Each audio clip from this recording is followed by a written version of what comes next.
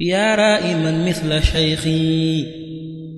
مهلا فلست تراه si ndigalu Serigne Mountakha Mbacke Bachir xalif général des Mourides si ndigalu Serigne Abou Baraka Mbacke xalifa Cheikh Mouhamad Fadal Mbacke si ndigalu Serigne Abdou Fatah Mbacke Fallou mbokk yi Serigne Baye Galass Mbacke Fatah moo leen di yëgal 31e édition sant Serigne Fallou bi la xew-xew bu mag mi ngi am nag samedi le 21 octobre 2023 di amee sa Touba Ndamatu corniche Serigne Modou te yoonu Sumpuga édition ren bi mu ni ñoo ngi si fas yéene rendre hommage fàttaliku si ñaanal si Serigne Djili Mbacke Fallou moo tax ñu ngi si woo mboolem njabootam njabootu Serigne Touba yi fàttewul kenn bàyyiwul ñenn mu ni mi ngi ci woo ñi mbokkal Cheikh Mouhamad Fadal Mbacke di si woo mboolem Cheikh Serigne Touba yi mboolem daayira yi soppe yi am di jàmm yeeg joge ñaale yi fépp fu soppe Serigne Fallou nekk kuréelu bëgg Fallou yëpp bàyyiwul ñenn fondation ak association yi wuyoo Serigne Fallou Serigne Baye Galass Mbacke Fatah ak waa daayira Xidma El Hadj Fallou Mbacke ñu ni kat bés baa ngoog ñu fas yéene ko amal si jàngu alquranul karim yendoo xasida dalal gan yi amal ay bernde ngoon si ñu amal cérémonie officielle fas yéene si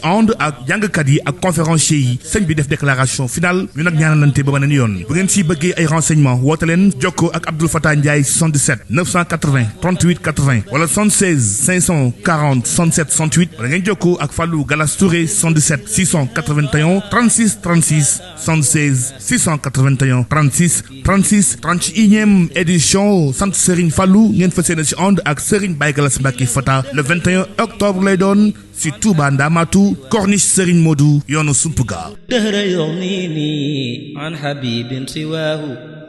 يزداد في كل حين في القلب